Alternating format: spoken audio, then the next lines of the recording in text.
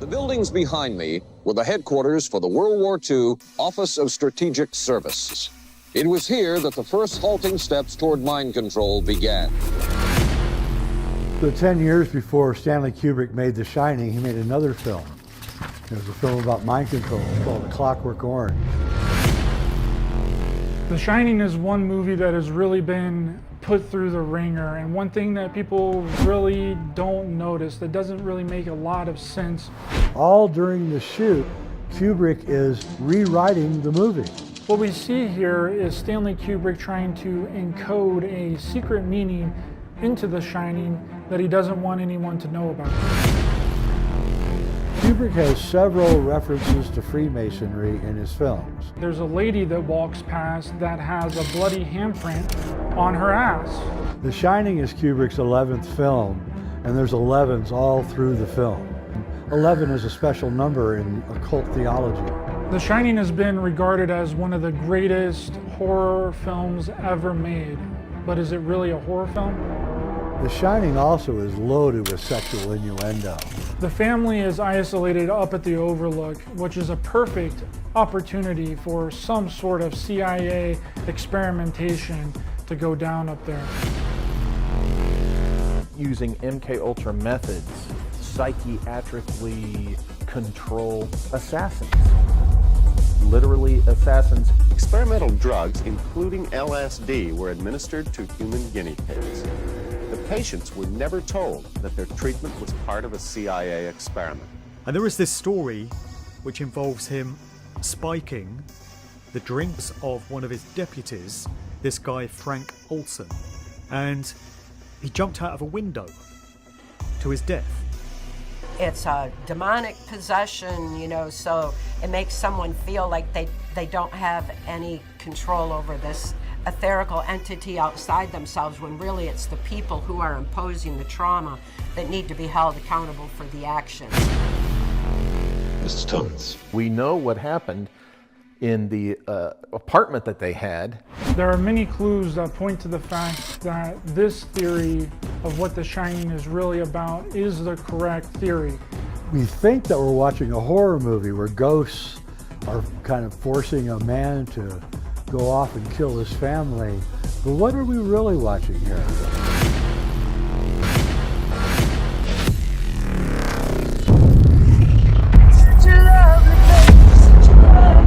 Welcome to the Hotel California. Wendy, I'm home.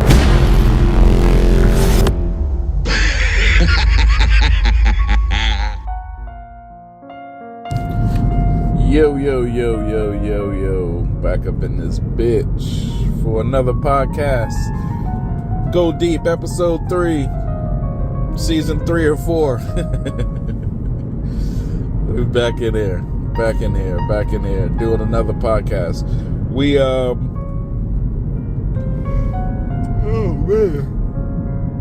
Oh shit. Hope you like that intro. That intro is pretty cool. It's pretty much kind of self-explanatory what we're about to talk about. I'm recording this audio in the car. Last time I recorded it, I was walking. This time I'm driving home, recording some audio for the podcast. So if you saw this podcast intro, you kind of know what we're about to talk about. But you kind of don't, because it's time to start getting deep. You know how I like to use it, where I like to make the podcast kind of like we're in a class. We're going grade 1, grade 2, grade 3, or 9 weeks, whatever, in levels and steps. So that first step was a little bit like old school, what they were doing, how they implemented it, what was going on. Each one of these steps are bringing us closer and closer, like, to today's time. But I have to, show y'all how they started, what they were planning, blah, blah, blah. So this step right here is going to be a little closer to home. And each time we're going to get closer to home, and then maybe, You know how we go. Y'all been watching Go Deep for like years. But first, let's get into some music. And we'll come back and I'll talk for a little while. Hold on.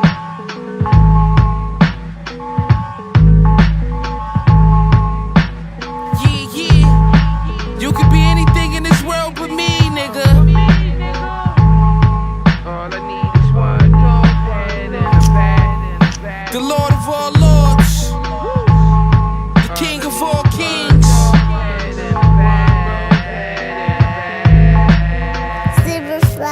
Hey yo, pissy work berserk, left wrist made us feel it hurt. Shoot your block up, spit in the verb, my right wrist was vert. Been had 2 commas, click clack for new drama. Champagne popping for old drama, brains on a sprung collar. Shootouts with Jake disappeared like Kane to hide. 1,000 round drum shooting it like it ain't tomorrow. Young boy, put your gun down and take a shot. You don't want any problems. I don't eat Benihana's, Louis V silk pajamas. Prima donnas loving my persona. Cold word, Guatemala. On Kwanzaa, I'ma look like Morley and some sambas. Ruger on my lap, watch a Luger verse the Tonka. Move in this blocker, blocker, blocker. Knock your head off, lift it up like an Oscar. Body in the trash like a Oscar. Camouflage, Oscar De La Renta goggles on, I'm a monster.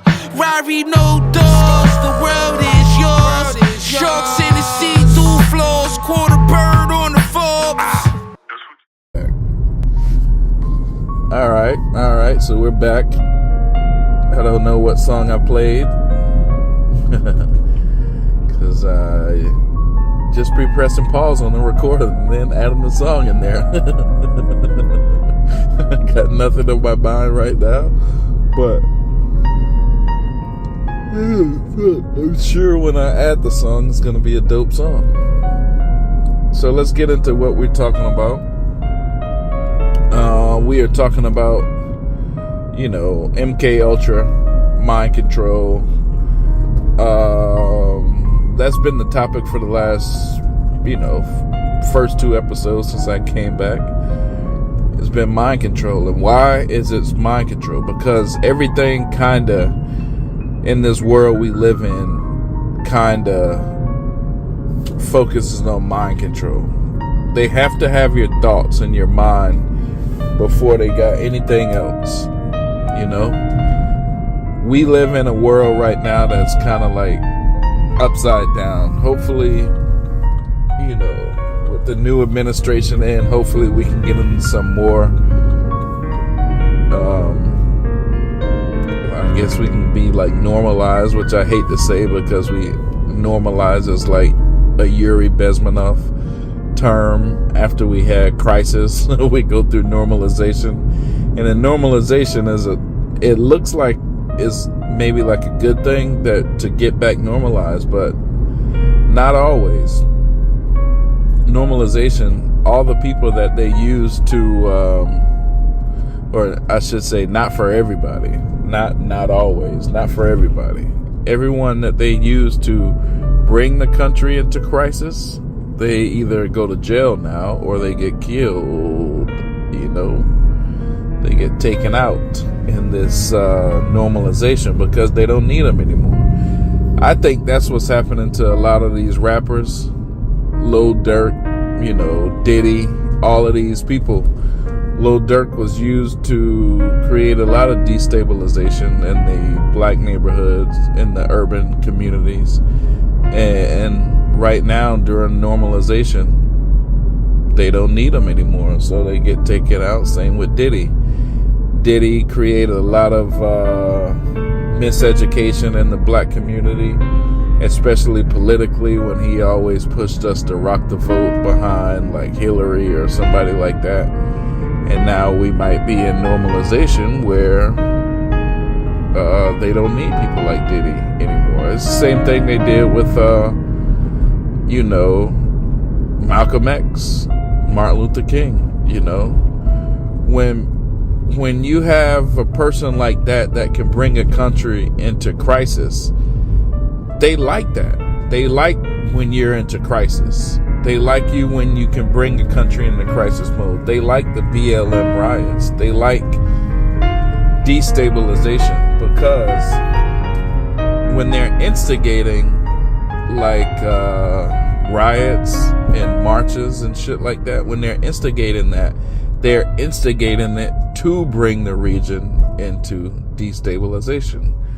Now, I see people all the time these days talk about, like Yuri Bezmenov and all this stuff, and even the video that I'm gonna put in here later.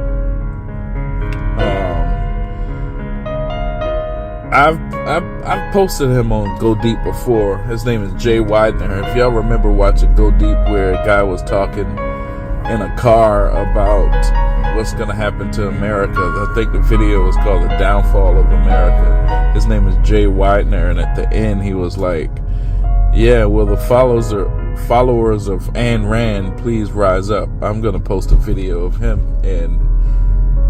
later, because he's talking about some Stanley Kubrick stuff. And Stanley Kubrick was,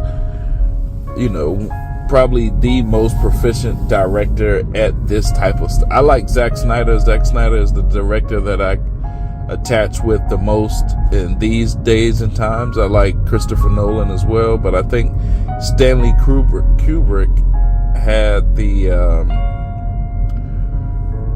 the real conspiracy theories that he was putting in his movies.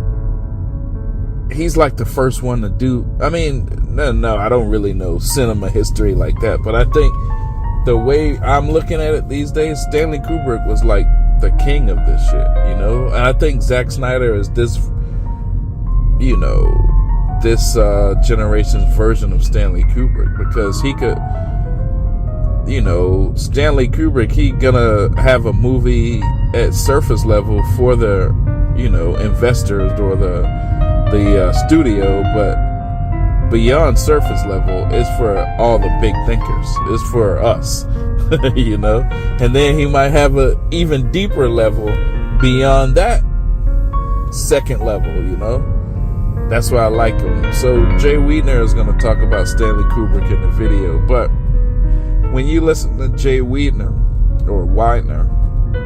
I used to listen to him a lot. He used to talk about this thing called hyperdimensional alchemy. When I first, got into my, rabbit hole or whatever, I used to listen to a lot of Jay Weidner, Cliff High and stuff like that. But if you listen to Jay Weidner right now, and this was like, almost 20 years ago when I used to listen to him, when Kimura was a little baby. She's like 18 now, Now Jay Weidner is talking a lot of some Go Deep shit. And I really, I keep saying, I take a lot of credit for this, because I know that this podcast has changed the world. All of the people in the conspiracy kind of realm, or whatever this little lane is, that you got the Joe Rogans, the Candace Owens, sometimes PBD, you got a lot of people, a lot of big name people. You got almost everybody right now in this lane. And I think I created this lane. And it's not that there was people before me, definitely. William Cooper was before me.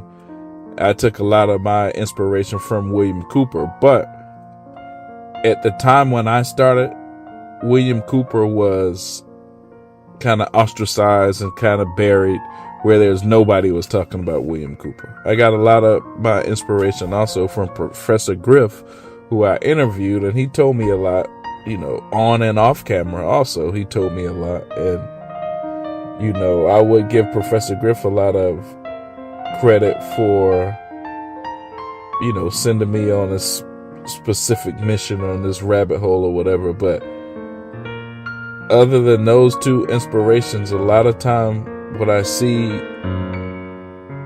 in today's world, every podcast is on Go Deep shit. Every podcast, and you're gonna hear this with Jay Weidner. Every almost every point he talks about it, and this is the reason why I want to put him in this podcast, because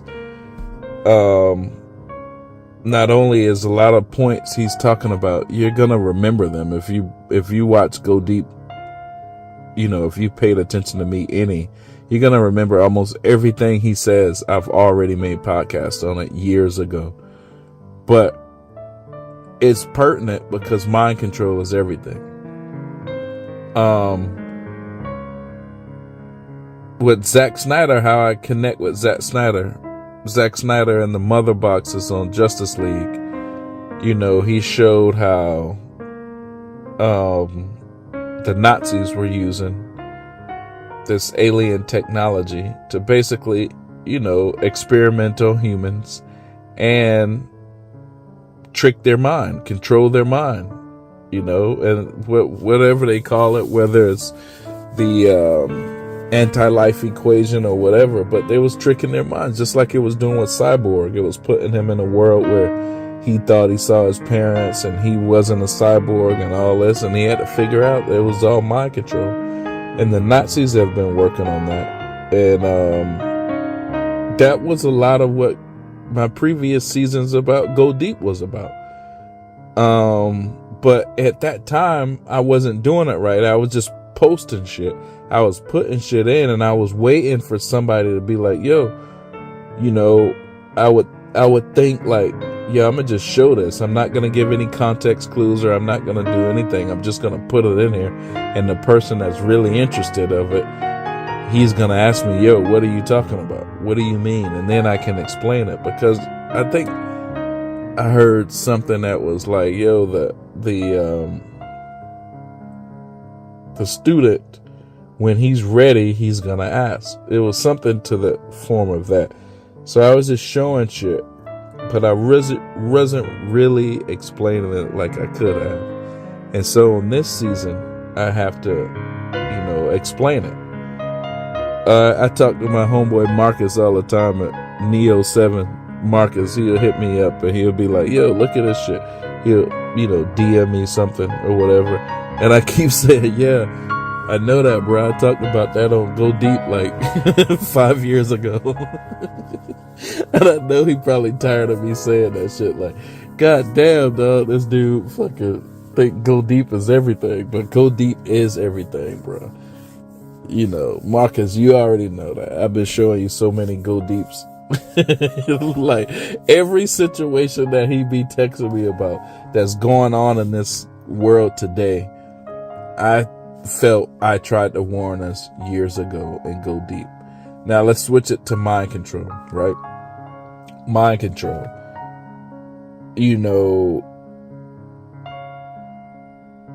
We're gonna talk about, you're gonna hear Jay Weidner talk about, how, Jack Nicholson, how he was the Joker, and, he's in The Shining, and, The Shining is Overlook Hotel, is kind of like Lookout Mountain and Laurel Canyon. Laurel Canyon is, connected to all these C.I.A. kids who came in to put mind control through Hollywood over the whole country. He's gonna say how, in The Shining, it was the people from Denver that's doing a big experiment on, Jack Nicholson, who played the Joker. But there's going to be a lot of shit, because see, where I say Go Deep stands apart is because people hear this shit and they can say this shit, but they don't go deep, really. So yes, all right, so Jack was in The Shining. He played the Joker. He warned Heath Ledger about the Joker. The Shining, maybe some say the hotel is like Lookout Mountain. It's called the Overlook Hotel. All right. The supposed people who run in the mind control test, the CIA agents in The Shining, or the whatever. You're going to hear the deep levels to this. All right, whatever. They were in Denver. All right. There was these two girls in The Shining, these twin little girls. But let's go deeper than that. Jay Weidner, if you listen to this, let's go even deeper. Jack Nicholson warned Heath Ledger about playing the role of the Joker because the Joker is, gonna warp his brain or warp his mind or whatever, what you said. Heath Ledger, who I've met before, he died with one of the twins, the Olsen twins, who supposedly gave him some pill to, take him out of here, right? Olsen twins, Shining twins, Joker, Lookout Mountain, Denver, okay, Overlook Hotel, C.I.A, Mind Control, okay. Put all those in a soup. Lookout Mountain, Overlook Hotel. Who owns the Lookout Mountain right now? Jared Leto, who played the Joker, who has a cult, which is mind control. What happened before the Dark Knight movie with Heath Ledger Joker? Someone came in and shot up a movie theater in Aurora, Colorado, next to Denver. What was he? He was a mind-controlled person who was dressed up like the Joker killings. What happened? That shooting caused a big promotional storm for the Dark Knight movie, and Warner Brothers made way more money from that shooting, right? So let's go real deep. That dude who shot up the school in Colorado was under a test. He was previously getting tested for neuro test on him, brain test, mind control. All right, that Warner Brothers made so much money off of that Holmes shooting in Aurora, Colorado, the Joker shooting, right? All of that was tested in the concentration camps with the Nazis, right? They're talking about Lookout Mountain, and the Overlook Hotel has some connections. Who's bought the Overlook? Who bought Lookout Mountain? Jared Leto, another Joker, who has a cult, mind control. Go deep, y'all boys. Go deep. This is the only podcast that's gonna go deep. Everybody else, they can talk about it, but they don't really know what's going on like that. They just heard about what's going on. When you know, and I ain't saying I know, but when you kind of know, you can it just rolls off the tongue. Go deep, y'all boys. Just listen. I'm going to let a white person say it right now, because white people, y'all usually respect them more, and y'all usually be like, damn, he was right. But when Peely say it, oh, it's nothing. He's a black guy. He just be talking. Go deep. Hello, everyone. I'm Jean-Claude Beyond Mystic, and welcome to this Saturday night episode of the Wacky Woo. With me tonight, of course, is Mr. Jay Weidner. He is the writer and producer of the new documentary, A ClockWork Shining. You can find his work, of course, on Prime Video and also here on jayweidner.com, and finally on his YouTube channel at Reality Check. Jay, welcome back to the show. How are you? Hey, it's great to be back. Excited to have you on, Jay. I have to... in French, we would say chapeau, monsieur. I tilt my hat to you. The documentary, A ClockWork Shining, really blew my mind. I had no idea going into it how absolutely crazy and deep the rabbit holes were going to go. And I have to say, wow, congratulations, sir. And I'm so excited to share that with the audience members tonight. Thank you so much, everyone, for joining us tonight. We are currently triple casting on YouTube, Twitter, and Rumble.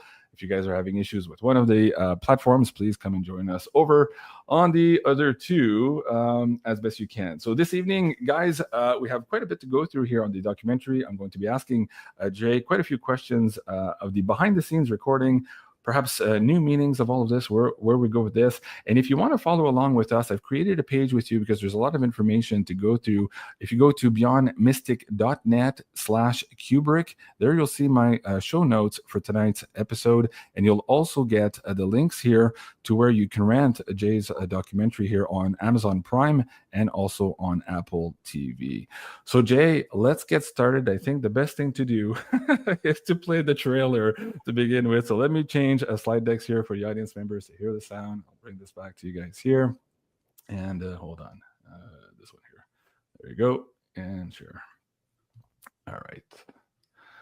Hallucinogenic drugs, hypnosis, electric shocks to the brain. Stop it, please, I beg you! Some of the methods used in secret CIA mind control experiments. There are many theories as to what The Shining is really about, from the faking of the moon landing to Native American genocide and the Holocaust. Now, if he did fake the Apollo moon landing, then he probably has really deep connections into the intelligence world. Why are there these gigantic continuity errors in this movie? The occulted meaning has to be comprehensible. It's just hidden, usually in a very systematic way, so that it could be understood by someone coming along later on who knows what the real meaning is supposed to be. We believe that there's something even more sinister lurking beneath the surface of this masterful film. So Lookout Mountain Hotel looked a lot like the Overlook Hotel. You realize that there's no such thing as coincidences like that. As Lookout Mountain Studios, ran by the Air Force. That told the story of nuclear weapons testing by the United States. Of the Army, Navy, and Air Force, the Air Force was known to be the most excited, the most turned on by MK Ultra and its prospects. Reportedly, there were more films made at Lookout Mountain than at all the other film studios in Hollywood. We really don't know what these famous film directors were being recruited for, what project or whatever. Was it the moon landing? The CIA's MK Ultra programs were admitted to the public in 1975, 5 years before the release of The Shining. These experiments were done without the informed consent of the patients. Look at some UFO cases and the things that are reported. Tells me that MK Ultra is likely being applied. In my MK Ultra mind control experience, I was taken to various military, NASA, and DARPA installations for sophisticated mind control programming. Walt Disney, Marilyn Monroe, James Stewart, Cary Grant, Ronald Reagan. Nobody really knows what they were doing up there. As well as high-ranking military and Department of Defense personnel. What people don't realize is that many of the people that worked with Kubrick also worked with Kennedy. This is actually the smoking gun proving that Kubrick was working with the government. These were all CIA-sponsored experiments. I said, I'm not going to hurt you. I'm just going to bash your brains. And putting little symbolic, cryptic clues and Easter eggs pertaining to the fact that they're still doing it. These clues include a hidden swastika in the background of the gold room. What was the setup, what it was being told, and realize that it was a lie all along. But right there in the narrative, in the dialogue, they're telling you that this was a very real program coming out of those nice folks at the CIA.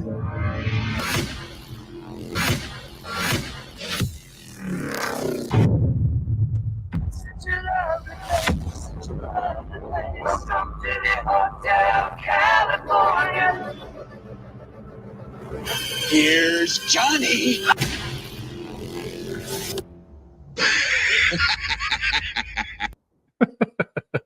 I love the spooky laugh at the end there. And of course, here's Johnny famous scene. Jay, thank you so much. What a great trailer that is. Guys, thank you again for joining us tonight.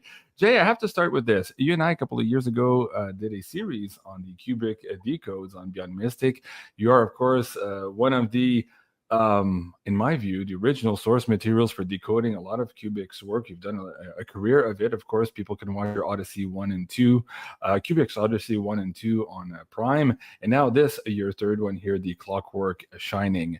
Before we get too far into that, you've explained when we did our Decode series on Beyond Mystic that you were a big fan of Kubrick as a young man, and that influenced you greatly into becoming a producer and a lover of cinematography.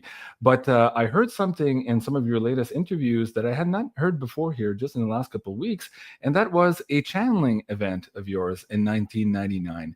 Can you start by sharing that with the audience members and see how that ties in here to your love affair with Kubrick's work? What happened in 1999? I didn't hear it. Your channeling event after the death of Kubrick. Yeah, so I'd been in France for, I don't know, 6 weeks doing research for my first book, which came out also in 1999. And I didn't know that Kubrick died. I gotten to the hotel in Paris after a huge, long road trip, and it was late at night. I turned on the TV, and Full Metal Jacket, I think, was on. And I went, well, okay. And I watched it. And then the next night, I got back to my hotel late again. I turned on 2001 was on. I was like, what's going on? Right. And of course, I didn't know that he died. And so I got home and I found out he died, and I was like really just shocked, really shocked. And I went, so it was a Saturday after I got back, and it was a heavy snow. I was living up at 9,000 feet, and I woke up and I had my breakfast, and I was just thinking about Stanley, couldn't stop thinking about him. And my wife gets up and she goes, you look kind of odd and funny. What's going on? And then I just like, just overwhelming. Like I got really hot, and I don't even remember doing this. She was writing down the notes as fast as she could after she realized that something really weird was going on. And I began telling her about how 2001 was a work of alchemy and transformation, and the whole moon landings, and it went on for about 2 hours. And I came out of it finally, and she was like, oh my God. And look at this, look at your notes here. I started reading them, going, well, that's really weird. I've never had an experience like that before. And I haven't told this second part of this story, which is even weirder. So but that afternoon, I decided, I lived in a small town up in the mountains. I decided to go to the only video store in town to rent 2001 because I wanted to see it, because I couldn't understand where I was coming up with all this stuff. And I walked into the store, and it was on the screen playing in the video rental store. And there's like a 17-year-old kid watching it. And I walked up and said, you kidding me? You're playing 2001: A Space Odyssey? He goes, yeah, man, I just can't figure out what this movie's about. And I was like, whoa. And so my immediate thought was that Kubrick's, Ba spirit, or his Ku spirit, depending on which Egyptian body you believe in, was roaming the earth trying to find someone who actually understood alchemy and filmmaking so they could relate it before he split back to wherever he's going to. I was picked, I think, and certainly my wife thinks I was picked because she said it wasn't me. She said it was somebody else coming through me. And that's my conclusion. I think I channeled Kubrick, and I got all my knowledge in that 1-2 hour thing, and I've been kind of riding on it ever since. So it's kind of funny. That's a wonderful story. I have to ask you, had you had before in your lifetimes any inklings of channeling anybody else, or ever since that event? No, but I will tell you this. My dad died at 93 about 5 years ago or 6 years ago. And right before he died, he called me up. He said, I just remembered something and I think you need to know. I'm like, what? And he said, well, when you were 4 years old, you were taking a crap on the toilet, and I walked by and you said, hey, Dad, come here. And I walked in and you took the toilet paper out and you said, see, this toilet paper works just like movie film works. It's all shot with frames and then it's rolled up and it rolls really fast. And my dad was like blown away. Like, how could this 4-year-old know the inner workings of a motion picture camera? And I didn't ever remember it, but he thought it was so important to tell me that he called me up one day and said, I just remembered this. I forgot it for 60 years or whatever it's been. And I think you need to hear it. And I went, whoa, really? So I don't know. Wow. Okay. Well, those are experiences of universe talking to you. If only you have the time and the inkling to listen. So that's a fabulous story. Thank you for sharing that. So you and I did these decodes a couple of years ago, and we looked at The Shining at the time. I think it was the episode 3 here on the Decoding Kubrick with Jay Weidner. Now, at the time we recorded that, were you already on the track of the sub layers of this movie, or were you still, like I was pretty much all of my life, thinking that this was a horror film genre? Where did you start making that switch, Jay? Well, I had found the Department of Information release from 1965 saying that they were looking to recruit 5 top film directors and called Stanley Kubrick the most promising. And so I thought it had the smoking gun for the moon landing, right? But then I started looking further into it, and I realized that the guy who gave him the money for his first 2 films, Fear and Desire and The Killer's Kiss, was deep French intelligence and with CIA ties. And I went, well, that's weird, right? What is this? And then I started realizing that Kubrick had an awful lot of money for a guy that never had a hit film. He had an apartment in the village, and I think he had another place somewhere else. And then he was always constantly going out to LA. And this is a guy who never had a hit film. I mean, he didn't have a hit film till Paths of Glory, and that wasn't much of a hit. Spartacus was really his first big hit. And so then I began looking further, and I realized that he had all these ties to people. And then I thought, well, wouldn't you want to work with Stanley Kubrick if you were in the intelligence world and you have this incredible filmmaker who could create incredible propaganda if you asked him to do it? And I think that he actually did work on the side for them doing various projects, probably up at Lookout Mountain in above Laurel Canyon, because he lived in LA on and off from 1940 to 1965. So, I mean, it wasn't like, he was not there. He was there, and he would have surely participated in any scenes that were there. He was living in Pasadena at the same exact time that Jack Parsons and L. Ron Hubbard were doing their rituals right there. I'm not saying that he was associated with that, but he was right there in the same city at the same time. And, finally, I realized that, of course, if he did do the moon landings, then he probably had lots of intelligence ties. And I still believe he did the moon landing. So I think that he wanted to tell. First off, here's the thing you have to understand. Kubrick signed a deal with Warner Brothers in 1969, 1970. And he made A Clockwork Orange, which was a big hit. Mm-hmm. And then he was offered The Exorcist by William Peter Blatty to do the movie for it. And he didn't believe, and all the way to the end of his life, never believed in the supernatural. And so he turned it down. He said, I can't do this book. It was about exorcism and Catholic priests, and I'm an atheist. And, so he turned it down, and William Friedkin took it and turned it into a gigantic hit and biggest hit horror film of all time. And Kubrick opted to do Barry Lyndon, which massively failed. Big flop. Yeah. Big flop. And so I believe that he was offered the Shining by Warner Brothers. Kind of like, you either take this, you had a flop film, you could have taken The Exorcist, you said no. Then you had a flop film, and, we want you to have a hit. We already had a gigantic hit by taking an A-list director and a horror novel with The Exorcist, and we want to repeat this and take an A-list director, wrap it up with another hit horror novel, and have another hit, have a 1-2 punch. And Kubrick was in the position where it wasn't really possible for him to say no. I don't think they like forced him to do it. But when he read the book, he liked it. I think what he liked about it was not the horror or anything. He liked the fact that he could take this bare bones story, which is really kind of not very, it's kind of a dumb story, and then add layers and layers and layers and layers of other things onto the top of it to create what we have, which is a puzzle piece that people have been pondering since it came out over 40 years ago. Now, So, the fact that he really didn't believe in the supernatural, and the fact that maybe he was forced into this, having had a flop with the one before, does that somehow explain also why he was rewriting this as he went along? There's some back story videos of behind the scenes of Jack Nicholson saying, "Hey, I can't read the script; they're changing it every day, so I just concentrate on learning them the morning of," type of thing. So there was a quote to that effect.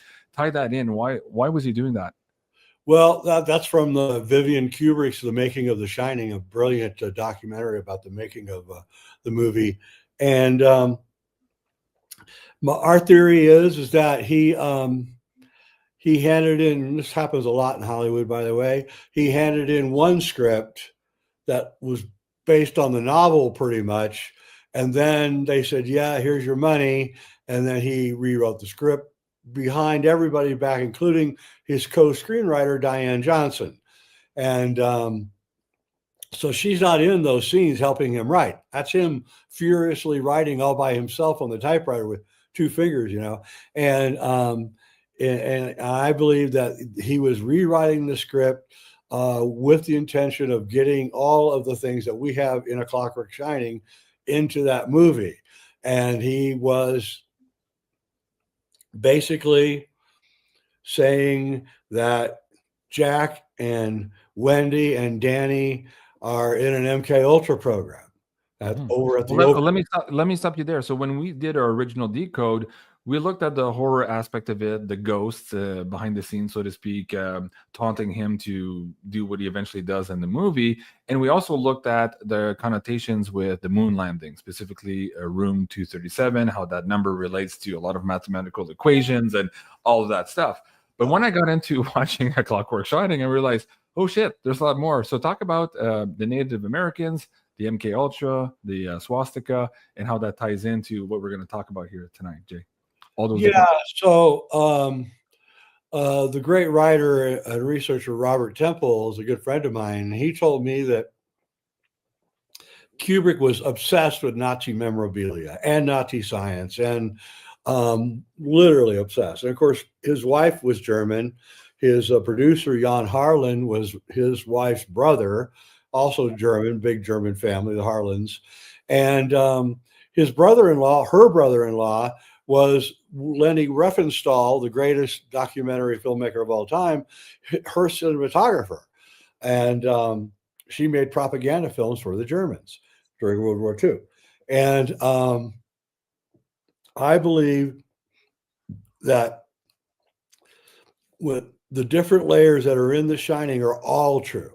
That it is about the Holocaust. It is about the Native Americans being killed. It is about the moon landings. It is about MK Ultra and all the things that Room 237 movie postulated. And so I believe they're all true because they're all interrelated. Holocaust is related to Paperclip, related to NASA, related to MK Ultra, because that came from Germany, from what's his name, Mengelé's experiments, and transferred over to Sidney Gottlieb. And I believe that Kubrick was fascinated, and we use A Clockwork Orange, his movie from 10 years earlier, as an example that Kubrick was fascinated with mind control. You know, he was blown away by it. He probably, I mean, I think I know that he considered his films to be a form of mind control. And that's what the continuity errors in The Shining are all about, is he's trying to break you by moving stuff around in the backgrounds and changing stuff on the wall and taking away light switches and then putting them back and all that. He's like, he's causing you to question reality itself. He's breaking you. And that's what they do with Alex in the movie theater under the drug that he was on, the Ludovico technique, and I think that he was repeating it with The Shining. I think it was the same themes, and you think about it. Full Metal Jacket's about mind control too. The whole first 45 minutes are taking these nice Midwestern kids and shaving their heads and turning them into murderous killers, right? That's MK Ultra for you. Right. Yeah.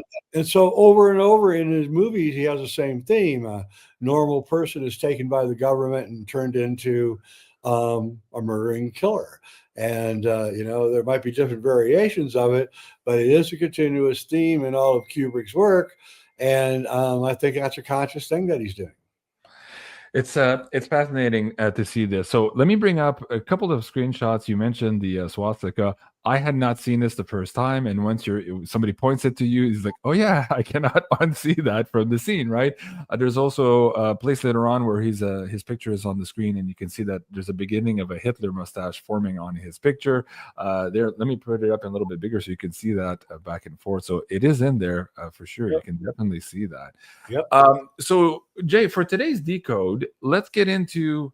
We've already talked about the moon landing layer of it in our last decode a couple of years ago, but let's look at the MK Ultra sublayer here tonight. It was fascinating to me, and so this movie starts with, "Hey man, this is not a physical job being the caretaker of this hotel. It's a psychological one." So right there at the beginning of the movie, they kind of tell you where this is going, and I had completely missed that. I thought maybe it was a psychological thriller and there was ghosts involved and it was break his psyche. But now, as we decode a little bit deeper, it seems that there's much, much, much more at play. First, before we go too far, what did you make of the people from Denver? Again, that kind of slips your mind at the beginning of the screen. It's just something that somebody says in his job interview, that the people in Denver are looking for a specific personality type for this job. Who are the people in Denver, Jay?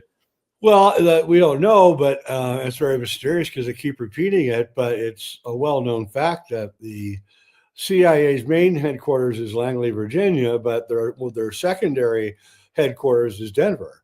And they're actually now by the Denver airport, which, by the way, the airport runways are shaped like a swastika. Just saying.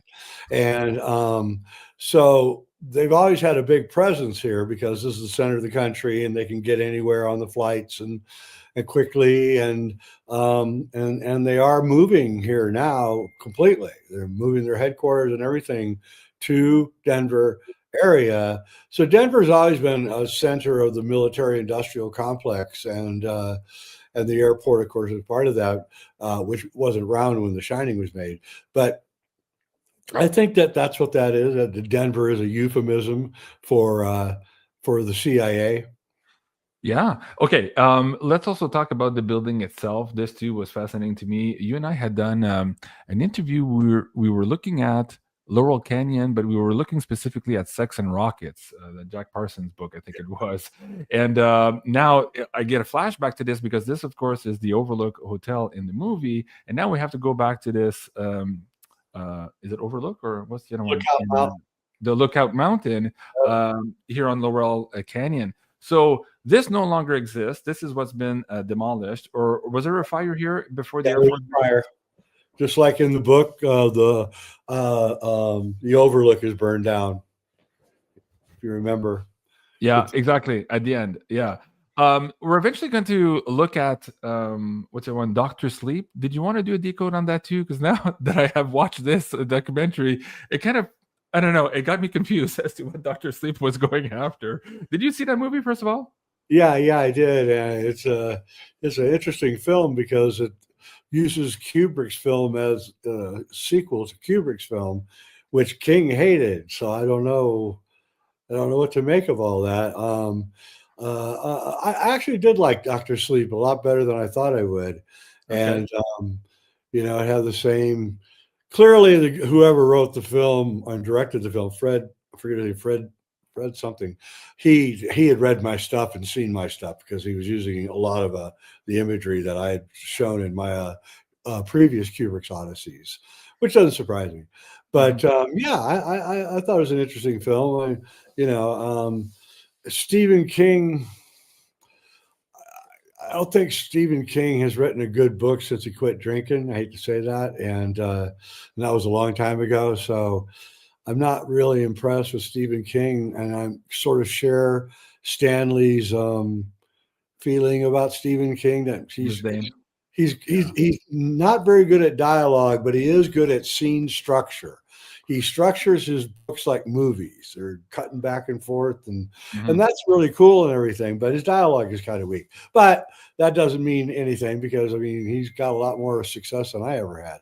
So, but I did talk to a mutual friend of Stephen King's and and he told me this would be 10 years ago that Stephen King thought I was right about the moon landing. And I bet Stephen King thinks I'm right about this. I'm sure he's probably seen the movie already. And I'm sure that he thinks, yeah, that's what it's about. Yeah. And you know, we discovered the ending that Kubrick had cut from the movie. He'd had an ending, not the ending that's now there, but he had another ending. And it got out. Probably 15, 20 reels got out to all the theaters, and Kubrick had his editor go out and cut this ending out, completely out. And so we couldn't find we found photographs of the ending, and we found the script to the ending, but there is no film. Kubrick made sure it was completely destroyed.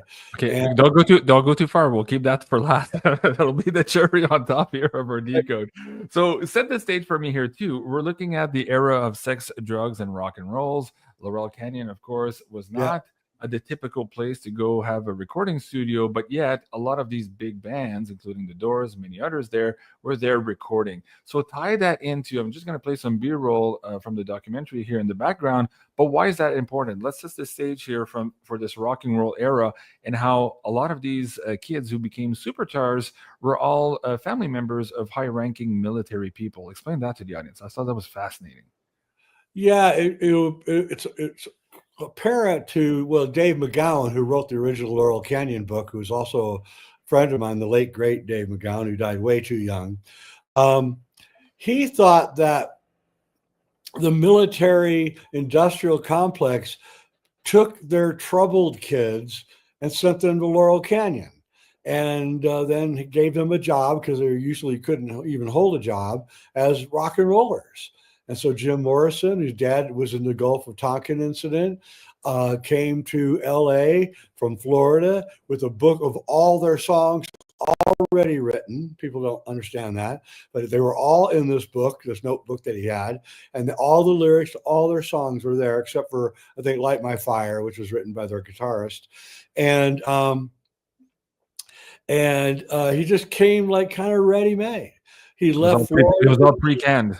Yeah, he had left Florida he had short hair, was a straight A student, and then he arrives in LA, he's got hair down to here, and all of a sudden he's Aldous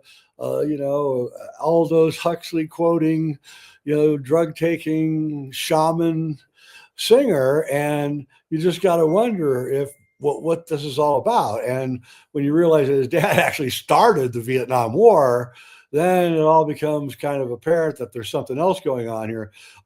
David Crosby's dad was big up in the military. Frank Zappa's dad worked at the Fort Detrick in Maryland as a chemist working on weapons. And Frank Zappa used to go around telling everybody, he said, Laurel Canyon's filled with C.i.a. hippies. He would say that to people, right? He knew what was going on. And it appears that it was this big operation. LA was not a music town. Detroit, San Francisco, New York, they were all big music towns. Memphis, Nashville, they were all big music towns, but LA wasn't it was a movie town. So all of a sudden it turns into a music town, like in 2 or 3 years. And, they had this group called the Wrecking Crew. Glenn Campbell was the lead guitarist. It was 5 guys, 2 guitars, a bass, a drum, and an organ or a piano. And they played all the music for all the bands. All the bands had their music played for them by this 5-group guy. And they would just come in to sing. So the Beach Boys never played any of their own music. They was just, and don't forget the Beach Boys connection to Manson. And Charles Manson is running around Laurel Canyon. He's trying to become a rock star. Neil Young and Dennis Wilson of the Beach Boys are going out of their way to help Charlie, get a gig and so is Doris Day's son, I forget his name, but he was also involved in all of this. And so we see this gigantic, collusion going on. And people say, well, why do all those bands, why do they accept the Monkees as being part of their group when the Monkees were clearly a fake band?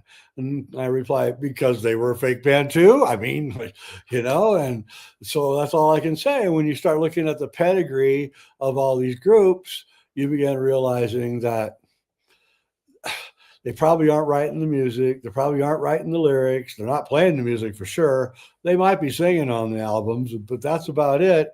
And that's why these bands sound so crappy when you go see them live. I mean, I went to see the Beach Boys live. I was like, I couldn't stand it. And I went to see the Rolling Stones one time, and they were terrible, just terrible. I went back and went, what's going on here? And I realized, oh, I get what's going on.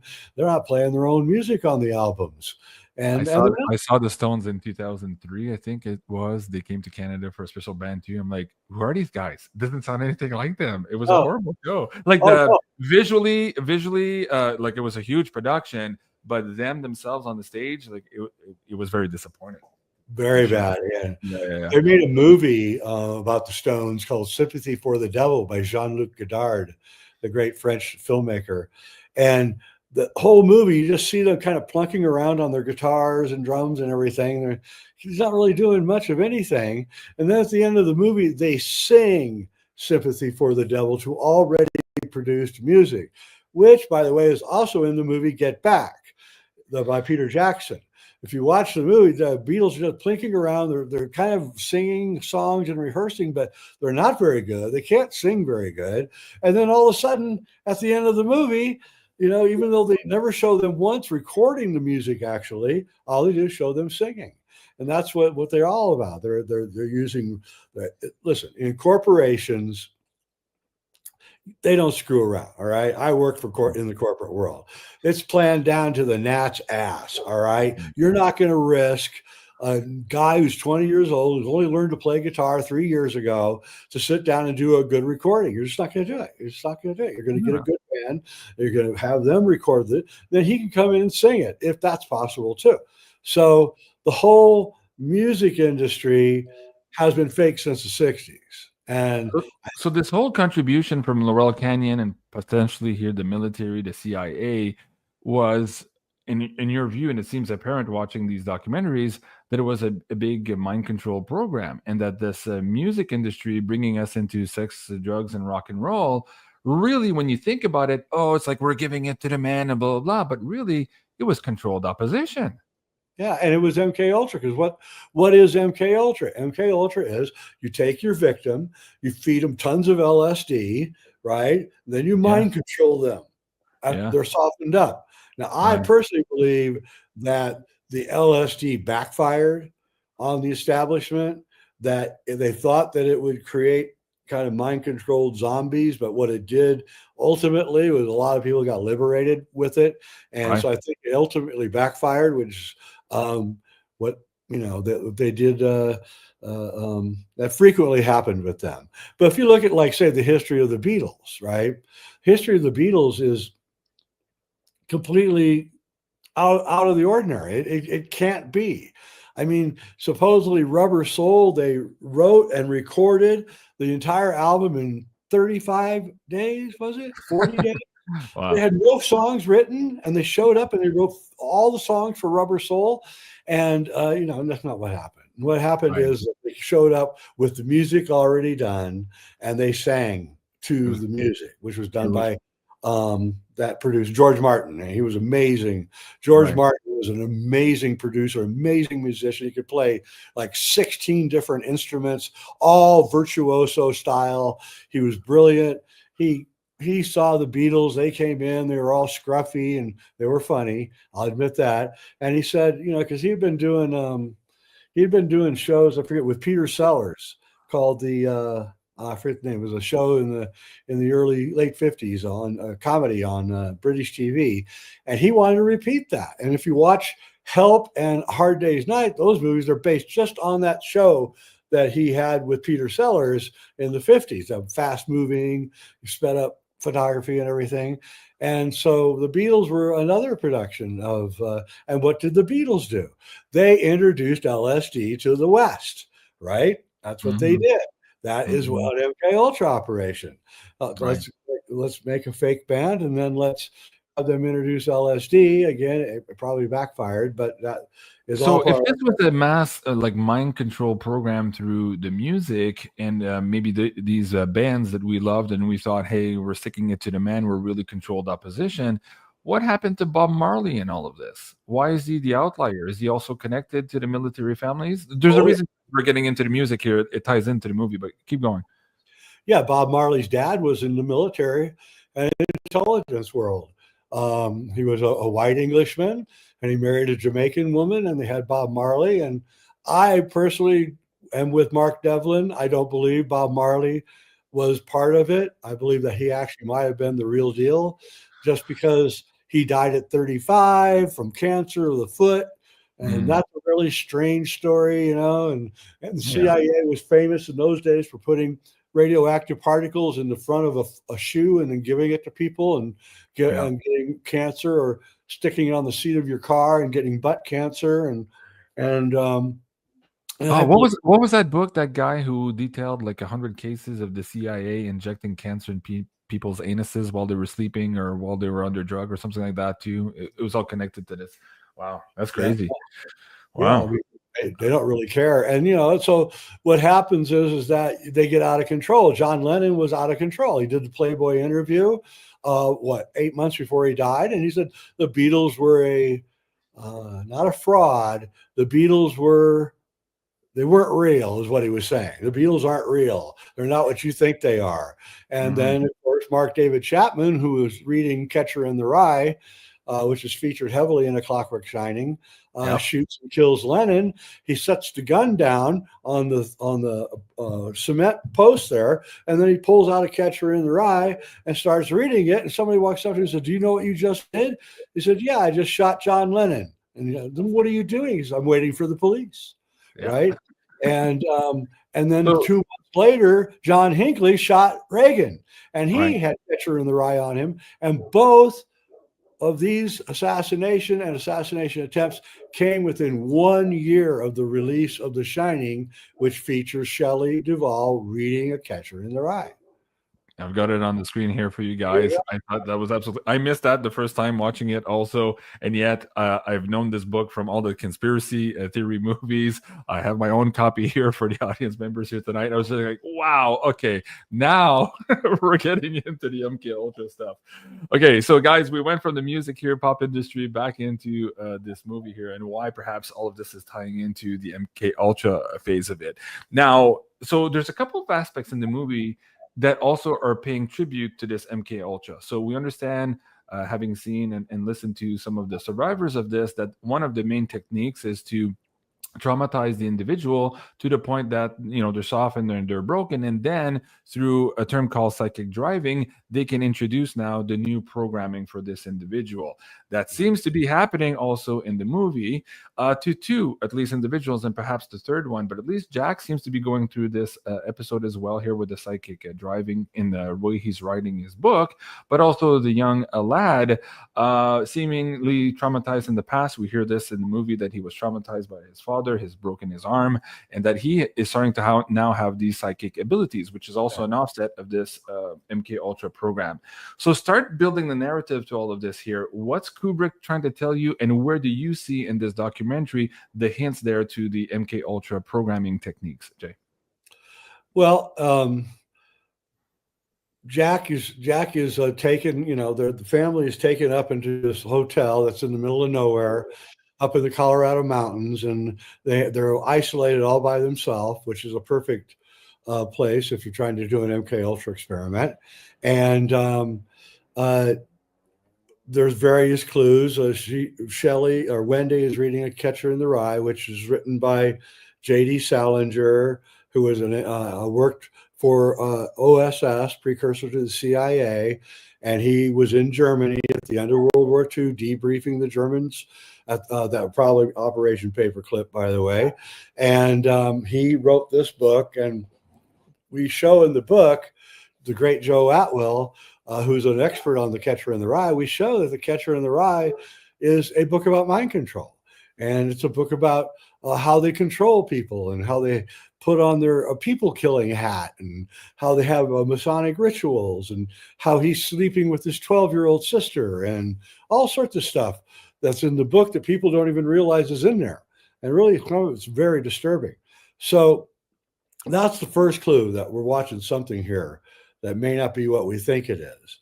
And then we find out that Danny is the boy, has been traumatized by his dad, Jack, and broke his arm.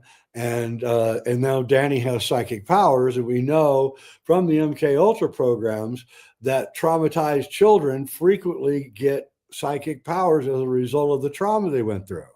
And so we're surmising that is where Danny got his powers, from the abuse that he got at the hands of his dad. And then we go on where they enter into the hotel and all sorts of weird, improbable stuff is happening, continuity errors and things. But then we have Jack slowly kind of turning crazy. And then he tells Wendy, don't come in my room while I'm typing anymore, right? And so every day he's writing his book, right? His big book, his bestseller. And then, of course, Wendy breaks into the room one day to see what's going on. And we see that Jack is writing the same sentence over and over, very reminiscent of Sirhan and the RFK assassination, writing over and over, RFK must die, RFK must die. And like it's psychic driving. It was done by Dr. Sidney Gottlieb, the founder of MK Ultra. He's the guy that invented psychic driving. Sometimes he would put a recording on a person's pillow and just have it repeat over and over all night long, all day long, the same sentence over and over. And this scene of Jack writing the same sentence over, it's not in the book. This is strictly an original scene that's in the movie. And it doesn't really make a lot of sense because Jack is actually working on a scrapbook that he found in the basement. It's actually featured in the scene where he's yelling at Wendy. And the screenwriter that worked with Stanley was dismayed. He said, Diane Johnson, she said, I can't believe that Stanley cut the scene, the crucial scene where Jack finds the scrapbook. Well, if it's a movie about MK Ultra and not about horror and ghosts and all that, he wrote that just so it would please the studio, because that's part of the book. But no, right. He didn't. He didn't use it at all. And Kubrick is, I don't even think the studio ever figured out what he was really doing either, by the way. They may have accepted the moon landing stuff, but I don't think they ever saw the MK Ultra stuff until now. And I think Kubrick intended it to stay hidden all the way up until whenever it finally got exposed. But over and over in the movie, we see, these hints that he's pointing back towards the MK Ultra programs. And then we come to understand that he doesn't believe in the supernatural, that all of the people in the movie, the ghosts, Lloyd the bartender, all of them, they're not ghosts, they're real people, they're actors. They're acting. They're coming in and out and they're acting, trying to freak the family out and see how far they can push him until Jack does what they want him to do, which is kill his family. So they're live role actors, like LARPing, basically. Yep. Wow. Okay, so are they all LARPing, or are there some of them that are starting to be now the effects of maybe the LSD? Because there's a critical moment where Jack is given the alcohol for the first time, and that starts changing his mindset. So do you think that at that point he's being spiked with LSD, as was the tactics for old CIA operatives? And how does that translate to the rest of the LARPers he sees? Are they all LARPing, or is there starting to see now some hallucinations also? Where do you make the distinction? That's very amorphous, and Kubrick confuses that on purpose. But Lloyd, the bartender, comes out of nowhere. There's no booze in the hotel. It's all been cleared out. The manager told Jack that. So where did the booze come from? Where did Lloyd come from? How does Jack know Lloyd? And why does Jack not have any money when he first meets Lloyd, but on the second time, he's got plenty of money to pay for the drink? And so Lloyd meets him and gives him a drink, and immediately Wendy comes in and says that Jack has to go to room 237 because somebody there assaulted Danny, their son. And the very next scene is Jack entering room 237, and it's clearly the most psychedelic scene in the movie. It's all bright greens and purples, and everything is like really psychedelic. And I think that Jack has been hit with an LSD trip. And then he goes up into the room and he hallucinates probably the beautiful woman, and it turns out to be the elderly lady. And then when Wendy asks Jack what happened up there, he won't tell her, right? Maybe he doesn't even remember, right? And so I think that that's what's going on there. I think that he's been given a Mickey, slipped a Mickey in the drink, and he doesn't know it. And then Jack goes into his whole craziness at that point. He isn't triggered until Wendy finds the fake book. That's when the triggering has started, whatever, because of the psychic driving, right? Now he's got to do something here. And then he does. He comes after Wendy and tries to kill her. And so the triggering event is the discovery of the book, discovery of the psychic driving, and the fact that that has to be kept secret. It's absolutely fascinating. Now, there's also a scene where Danny meets the two little girls in the playroom. In the back corner, there's a poster, and it says Monarch on it. So tie in the Monarch now also to the MK Ultra, and we can get into also the victim, a survivor there at the end of the movie, and how she ties that in also. So why is that Monarch part interesting, and why are we looking at those two little girls with the conjunction of that poster in your view? Well, I believe that Monarch, of course, is the name of the famous MK Ultra mind control program where they use sex, women and sex to get mind control people. And this is the first time that Danny meets the twins in the movie. And I believe that this is Danny is coming under a Monarch control program, or he's already under it. And Kubrick is telling us this. It's important to understand that we did not know about MK Ultra until the Church Committee hearings in 1975, when Frank Church got the CIA to admit that there was an MK Ultra program. And that was the first time we ever knew about it, or what it was, or anything. After that, a slew of books came out by ex-CIA and journalists and stuff talking about all of the MK Ultra programs, and we learned a lot about it. But that was all before Kubrick started shooting The Shining. So it was like 3 or 4 years while he was developing The Shining and before he started shooting it, which is another reason why he's rewriting all the time, because new information, if that time new information was coming through all the time, every day there would be another new shocking revelation of what the CIA was doing to us. And then again, he's got Jack Nicholson, who's one of the big, huge people from Laurel Canyon. He wrote and starred in 3 of the top Laurel Canyon films of the 1960s. The top one being, of course, Easy Rider, which was made by other Laurel Canyon occupants, Peter Fonda, and I forget the other guy's name, the crazy guy. And so Jack was part of it. He wrote The Trip, which was a film by Roger Corman about taking LSD. So Jack is also now part of this pro-LSD push going on. At the same time that the Beatles are out pushing it, same time the Stones are out pushing it, and we're getting this confluence of all these forces coming together in 66, 67, telling us all to take LSD, which is exactly what the MK Ultra programs want you to do. And there's a lot of other Laurel Canyon connections to Stanley Kubrick too, which we show in the movie. And so I think that Kubrick was highly aware of all the details of this, and he picked Leon Vitali, his top assistant, and I had a really long conversation in 2013 at a conference, film festival conference. And I asked him, I said, so what did you do on The Shining? He said, well, Stanley had me run around the United States with my 35 millimeter camera taking pictures of hotels. So I went from hotel to hotel to hotel to hotel, and I would just walk around taking pictures all day and then send the pictures back. And then Stanley would send me off to the next hotel.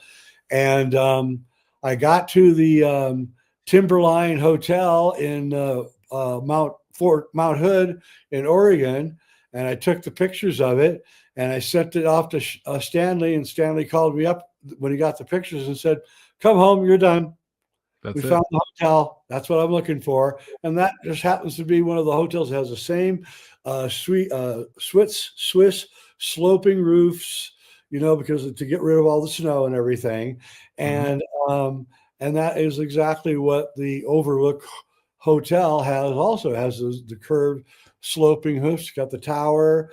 It's got the Swiss kind of look to it. And I actually talked to Dave McGowan, the author of the Laurel Canyon book, Weird Scenes in Laurel Canyon. And I said, do you ever notice that Lookout Mountain Hotel looks a lot like the Lookout Mountain looks a lot like the Overlook? He said, yeah, I have actually noticed that. Right. So he noticed it too. And that was the only connection I had at the time until I started realizing, of course, that Monarch was in the movie.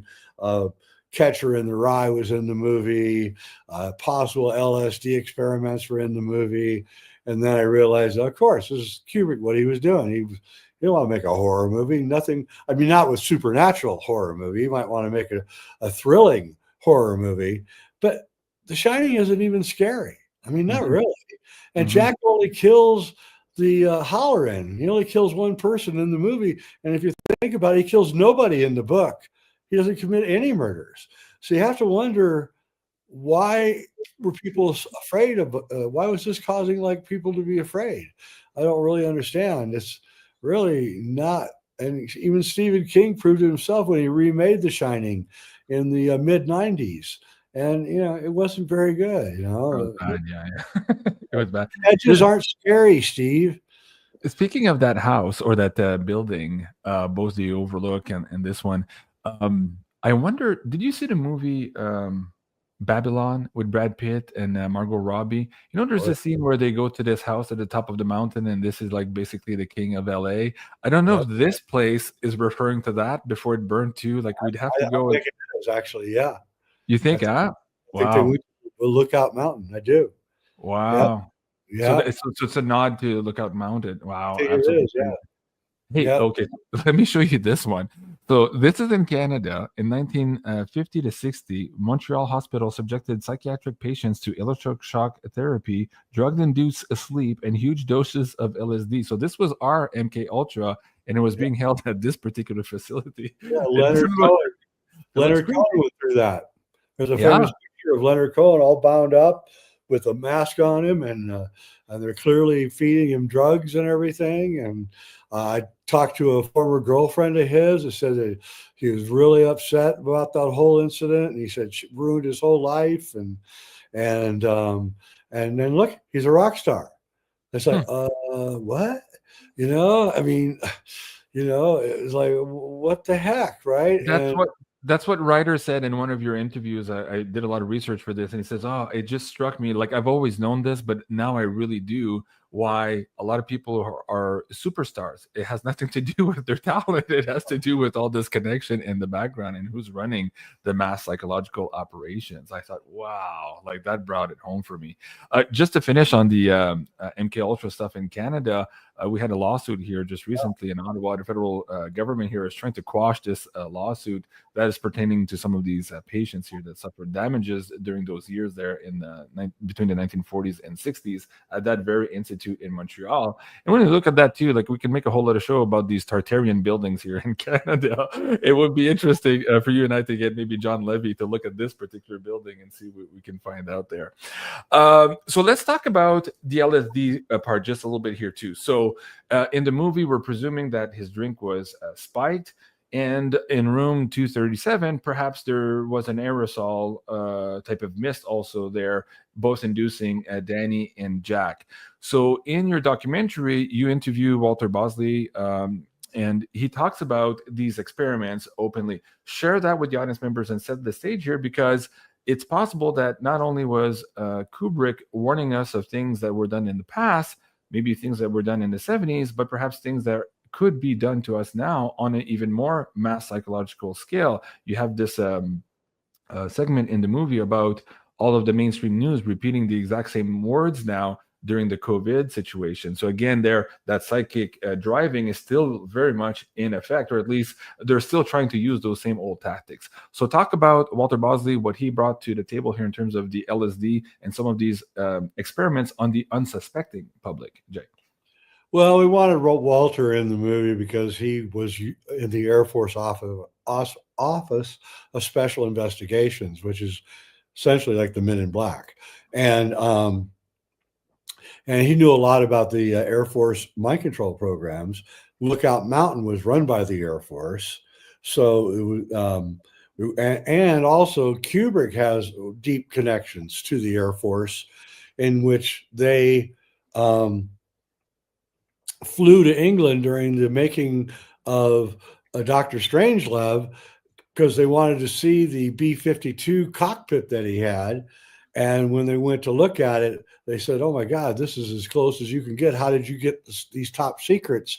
And Kubrick had to show them, pictures from Aviation Weekly, which is where he got all of his stuff. And so he was, he's a brilliantly put it all together. So the Air Force has this big part of this whole thing.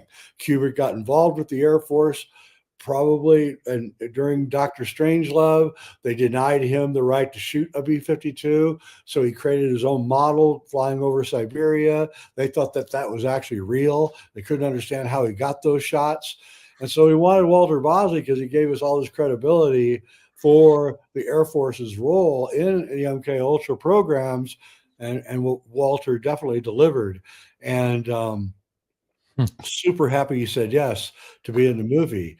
And so now we know that the Air Force is a big, huge part of the MK Ultra programs, and is probably the only military force that's actually still doing the MK Ultra stuff to this day. It looks like the other ones have kind of quit, but we don't know about the Air Force. And I think this is really the first time that it's been exposed that the Air Force even was involved in the MK Ultra programs outside of the Laurel Canyon book by Dave McGowan. That's fascinating stuff. And again, why were those guys in Las Vegas filming movies? And there was a clip in there. I don't know the time frames, but maybe you can adjust this for the audience to where at Lookout Mountain they had at that point, or for a period of time, filmed actually more movies than in Hollywood. Like, what was that quote there? Explain that to the audience. Yeah, they filmed more movies at Lookout Mountain Studio than all Hollywood studios combined during the time it was there. Literally tens of thousands of films. I believe that probably the Zapruder film was taken there to be altered. I believe that the test, A-bomb test, where they show the homes being blasted over and everything, that was all done there. It was all done with propaganda, and we were all propagandized, and this is the beginning of it. This is where they learned it. So basically after World War II, the 50s were MK Ultra doing small operations to figure out how everything works through Lookout Mountain. And then the 60s were the beginning of activating MK Ultra on a wider scale. So they created the music industry, they created the Laurel Canyon film business, Easy Rider, glorifying LSD and all that.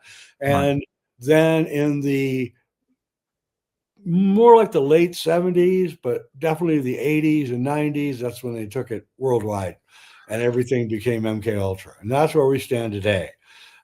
Completely mind controlled. We don't even know what our thoughts are. They're using advanced. What was that guy? I played a clip of him when we launched the War Correspondent show. Bezmedev, or one of those Russian. Yeah, so he was talking about not entrainment, but psychological subversion, Yeah. and the 4 steps of that. And I thought, oh my god, He's in the movie, and he talks all about how you first, you make them hate themselves, and then you get them to change the way they think, and we're in that stage right now. The whole woke movement is us getting us to hate ourselves. That's what that is. We're no good. We're not woke enough. We got to get more woke. And it's basically, you're a terrible person. You're bad, and that's how it works. There he is, Yuri Bezmenov. Bezmenov, that's it. Yeah, I thought that was fascinating. Now let's look at the bookends, the beginning and the end of the movie. I said, okay, we'll keep this for last. So, in your view, why is the plot actually all set up perhaps in the first 5 minutes of the movie, and then tie that in now to the missing conclusion and what some are saying isn't that missing conclusion, and how, if that were still available today, we would know definitely that this movie has something to do with MK Ultra. Jay. Yeah, so this is the strangest opening to a movie ever. I mean, to sit down, and it's just a conversation between the hotel manager and Jack and the mysterious guy that doesn't say anything. And basically, they lay out the whole plot of the movie in the first 5 minutes. And I remember watching it the first time going, what is going on here? Why would anyone start a movie like this? Right? I could not understand it. I could not. And now I realize this is part of the programming. You tell your victim what you're going to do to them before you do it. Part of the whole thing. I don't know why, but that's what they have to do. So he's basically telling Jack that it's a psychological thing that you're going to be going through, and that somebody else went through it before and he killed his family. But the people in Denver think you're a great guy, so we're going to hire you. And then the end of the movie that is now missing, but we have the script and the photos, and we found an AI regenerated of it, which we couldn't believe we found. And basically what happens is that Wendy is in the hospital, no doubt recovering from all the trauma she was in. And Danny is there. I don't know what he's doing, visiting her or something. And the hotel manager, Ullman, walks in the room and says hi to Wendy and says, we sent people up to the hotel and we didn't find anything that you're saying. There's no evidence for anything that you're saying. But we understand, that you went through a lot of trauma. Maybe you may have hallucinated or something. Why don't you and Danny come to my home in Los Angeles and stay with me on the beach for the next couple of months? And Wendy's like thinking about it, I guess. And then Ullman walks over to Danny, hands him the green tennis ball that rolled down the aisle near room 237, and says, here's your ball back, right? Oh, wait a minute here. Ullman wasn't in the hotel when the ball got rolled down. Or was he? What the heck? And why does he want to have Wendy and Danny go to his house? What in the world? I mean, maybe you'd rent a hotel room for him, but why does he want him in his house? And the answer is he's the guy running the experiment, and he wants to watch Wendy and Danny for a couple of months to see what effect the experiment had on them. That's what they do. They do aftermath viewing of the victims of these experiments. And they were probably very interested in Wendy because she beat them. She stopped them. She's really the hero of the movie.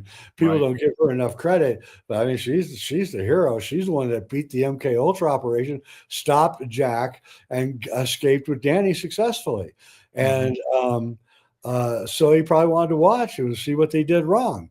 And so Kubrick realized that everyone would understand that this was all an experiment, that was impossible for Ullman to know anything about the tennis ball. How would he even know it? The answer is, of course, he's in the hotel watching everything, and gave too much away. So he told his editor, go cut out all those endings and just leave it with, the pan into Jack on the wall, right? Wow. Fascinating. Okay. So we're going to talk about some of the reviews. You have rave reviews there on Amazon. And again, we'll show the links for people who want to go and watch your documentary. We've left some things out, of course, for you guys to go enjoy. There's a lot in there, guys, still.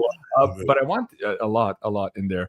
But I want to play this segment. So I'm going to change slide decks for you guys here and play some audio for you guys from the clip. So this is the MK Ultra survivor talking about some of these techniques. And I want to bring that to today and have a conversation about what happened with COVID and what could be just around the corner. So this is about a 2 or 3 minute clip. I'm going to play that for the audience members, Jay, and then we're going to come back here for conversation.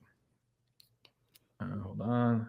Neuron pathways in the brain while they're wanting to shut them down. Other components are sleep, food, and water deprivation, and repetitive subconscious manipulation, because repetition is the most basic form of mind control. It's why the controlled media's repetitive narrative is the same all around the world. They use the same phraseology to manipulate the minds of the population. The sharing of biased and false news has become all too common on social media.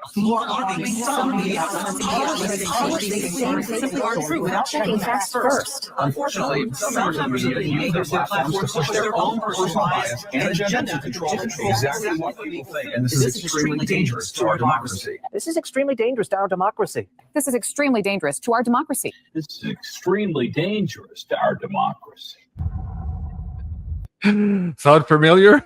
We've heard a lot of that, of course, the fake news media and them being the real news, right? We've had this battle with alternative media in the last couple of years. All of this through this other mass psychological operation, which was the stuff surrounding the last 4 years. We're still on YouTube, I recognize.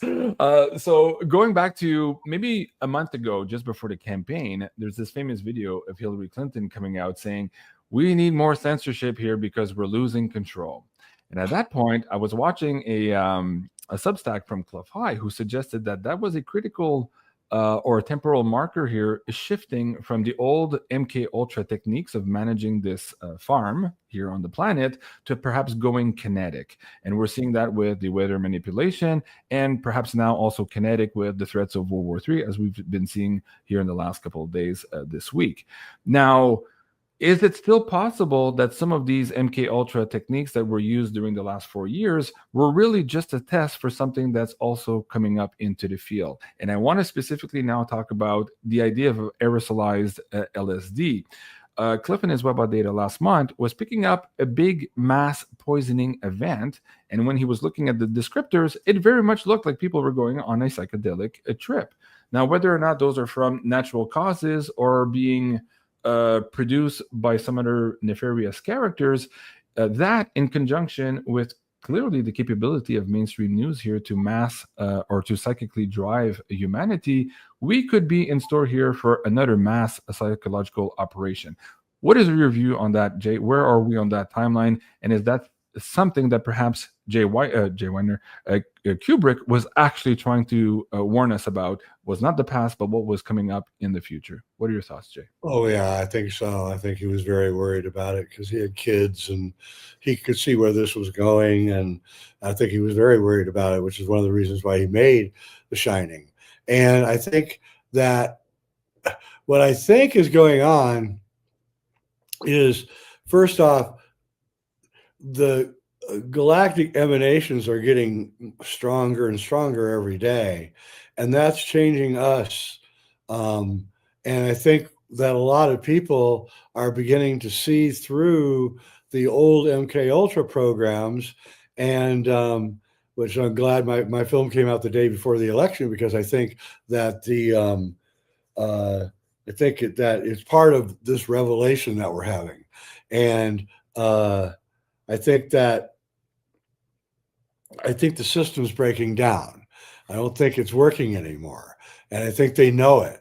And they're running scared, and they have to keep upping the ante to cover up the fact that we're figuring everything out. And right now on X, there's this incredible psychological operation going on that happened after Trump won, which I don't know if they're bots. I suspect they are. A lot of bots are coming out and just being fanatical, completely fanatical, so over the top that it's actually a little bit scary. And we know that MSNBC and CNN and all these leftist podcasters have lost 50, 60% of their views in the last 2 weeks. That doesn't tell me that people left at all. That tells me they were all bots. That it was all bots probably being run by the CIA. That they didn't have these gigantic audiences. It was meant to overwhelm us, made to make us feel small when we make a comment and we get 50 super negative comments that are all insulting, right? And And you think, oh my God, I'm the only person here. That's the point. The point is to make you feel isolated, just like they were in the Overlook Hotel. And so the alternative media is falling apart. And that is because we are waking up. And the fakeness of this thing can't be maintained. As soon as Kamala couldn't pay the bot makers to keep going, they stopped making bots. The whole thing fell apart. And that's what happened. And I don't believe that it's people leaving at all. I don't believe that at all. I believe it's all bots. I believe that the dead internet has a lot of realness behind it. I don't think it's completely dead. I think it's about half dead, just half bots, and then half real people. And then you look, and Fox News had their best week ever, right? Ever in the history of the entire network last week. I'm not no big Fox News fan. I'm just pointing out what they didn't lose anything. In other words, their bots didn't leave, or they didn't have any bots, right? So the bots seems to be favoring one side over another, and the bots are run by the same people that run the MK Ultra programs. And they're designed to make us think that we're not as big as we think we are. And and right now it's really active on X, and I don't know if Elon can do anything about it or not. I don't even know how you would find out where all this is coming from. So the other factor, of course, is fatigue, and that's going to happen here soon. The outrage fatigue is going to start happening, and then you're going to see voices die away. And the other thing is that those guys You mean all the ladies that are shaving their head and promising not to have sex with men for the next couple of years? Those guys. It's okay, ladies. It's okay. We weren't interested. We're anyway. good. It's okay. We're good. Yeah. Don't worry about it. No one's coming after you. So, I think the whole thing, the whole MK Ultra edifice is crashing and burning right now. Normies are converting as fast as possible. And I think pretty soon, I think it's actually we're already in the majority now. And I think listen, those guys don't have any voice. I mean, if MSNBC gets sold, and then you have CNN, which is probably going to convert and go right so you can keep their voters, then where are they going? They don't have X. There's no replacement for X for them. So let them scream and yell, because it's just all going to fade out anyway. And I don't even think we should engage in them, because if they are victims of MK Ultra, you're just going to exacerbate their own victimhood. So it's better to just let them scream and rave and rant, and then eventually they'll get fatigued and go away. You know, a couple of years ago, people were talking about Elon Musk buying Twitter, and he responded on Twitter saying, "Oh, well, how much is it? Or how much are they asking? Or words to that effect?" Well, he just asked the exact same phrase, or responded to the exact same phrase about MSNBC here just a day ago. So can you imagine are we seeing MSNBC now playing some of the highlights of all of the clips on X, which of course did a huge damage to the censorship machine during the campaign. I did this video just after the election. Let's see if I can bring this up. I think it was this one, Trump fear porn. And I was doing exactly what the Washington Post was asking us to do, was to compare Trump to Hitler. And as you know, they did this 5,000 article blitz screen of Trump being Hitler. They talked about the Madison Square Garden event, all of these things. And then when you put it into context, you realize that, the Americans didn't buy it. He won a majority. He won the House, he won the Senate, and he also won the popular vote. So as you're saying here, that mechanism of MK Ultra is breaking down, at least enough for them to be screaming about, saying, hey, we need more censorship, or otherwise we're losing control. So I'm seeing what you're seeing here too. After the election, more people are watching these shows, less and less people are watching the mainstream news. So there is a huge awakening. But that brings me to, okay, what might they do next to regain control? Whether that's the fake alien blue beam type of invasion, or this mass poisoning in conjunction perhaps with this psychic priming technique that they still maybe can be able to do on mainstream news. Do you think that's still a fear for humanity? If you look at the last 4 years, you and I did a couple of shows, and we were astounded at the number of people on the planet who fell for that psyop, right? We were just like, we couldn't believe. For us, it was so easy to see, we were screaming it on the rooftops, but we couldn't believe and fathom how many people actually took it hook, line, and sinker. Are we still there where they have the capability of that? or are people now more awake to those tactics, and could that still be used against us? What do you think? Well, like I said, I think the last time I was on, there was 2 movies going. And it used to be that everybody was watching their movie and hardly anyone was watching our movie. And now more people are watching our movie, and their movie is starting to not get as much business.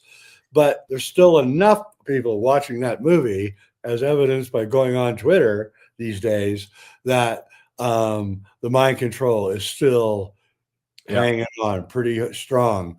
And that's one of the reasons I made a ClockWork Shining. I wanted to break the hypnotic thing that was going on and show everyone. And what happened was, by the way, I showed about 10 people the movie that here locally in my little small town, and they were all fairly well versed, well read, not normies, and they all watched it. They all came to me afterwards. I didn't watch it with them. I never watched my movies with other people. And they all came to me afterwards. Oh, well, it was really good. I really enjoyed it. So I made follow-up phone calls to them. And they were all actually telling me that they had been somewhat traumatized by the movie and that it had shocked them into thinking about that maybe, they were victims of this program. Bingo. You are. Right. And I think they told me that it helped them, that they felt better because after going through the trauma of realizing that they may be a victim of all this too, then they said they started feeling better. And then when they watched the news, they just could see that it was just all this big manipulation. And I said, well, that's exactly why we made the movie, because we wanted you to know that. Wanted you to see how manipulative the whole thing is, from the music industry to the movie industry to television to news and all of it. And then we become wiser and we can pull ourselves out of this incredible trap we're in. Well, that's a good point. In the movie, Kathy O'Brien, MK Ultra survivor, talks about some of the first steps to deprogramming that MK Ultra, right? So first, understanding that you were programmed, and then walking back your steps. And there's a famous scene in the movie where Danny's doing exactly that here. So share that with the audience members here and put that in context to us realizing today that we've all been MK altered to some extent here, and that we have the capability, if we come together here, to retrace those steps and regain control here of our psyche, as Kathy O'Brien was explaining in the documentary. Go ahead, Jay. Yeah, so Danny is being chased by his dad through the maze during a snowstorm, and then he pulls this old Native American trick off, which is you backstep through your footsteps until you get to a place where you can escape. And that's what Danny does. And then he leaves Jack in the cold because Jack can't find Danny anymore. And that's exactly what they tell you to, if you want to find a way to cure yourself from these MK Ultra programs, is to go backwards. And every step that they took you through to unwind it. That's what Leonard Cohen told his girlfriend he had to do, that he had like 10 years it took him to unwind everything that had happened to him. And there's another thing in The Shining and A Clockwork Orange, which you pointed out today in a text message to me. But in The Clockwork Orange, Alex, the head of the guy who's the mind control victim, he has 2 last names in the movie. He's Alex DeLong and Alex Burgess. 2 separate times in the movie, you get to find out that he has 2 names. And Grady, the previous caretaker at The Shining, he also has 2 last names. And what this is the split personality. That's why that Wendy meets that guy with the split head in the movie. This is symbolic of splitting the head and splitting the personality into separate personalities. So one can go off and commit a murder or get reconnaissance, and the other guy doesn't know that it ever even happened, right? Yeah. And that's what's going on here. And it is amazing that Kubrick was that advanced, even in 1970, to know all about this. So it kind of tells me that he must have known the MK Ultra programs a lot earlier than 1975. Mm-hmm. Yeah, he wasn't just read in as he did the movie. He had been read in quite some time before. Yeah, and I think the church committee in 75 gave him permission to now talk about it because it's now out in the open. So he had all this knowledge that he'd already had, and then he used that to make the movie and slip it all in so that, the audience wouldn't know what was really going on, but on a subliminal level, they would, and it would scare them, but they wouldn't know why they were scared. And Right. MK Ultra programs, that's what they do. They scare you, but you don't know why you're scared. Mm-hmm.